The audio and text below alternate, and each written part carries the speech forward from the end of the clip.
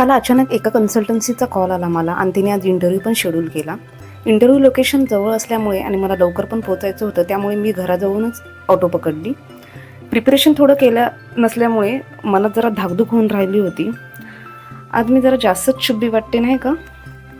Traffic पण जास्त लागले आणि ऑटोवाला पण खूप स्लो चालवत होता गाडी. मला .10ला पोचायचं होतं आणि वाजले होते 9:45.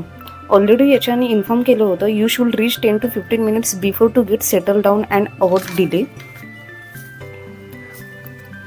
इंटरव्ह्यू तर चांगला झाला. अराउंड 7 to 8 पीपल्स आले होते. एकदम कमी वेळेत त्यांनी इंटरव्ह्यू घेतला सगळ्यांचा.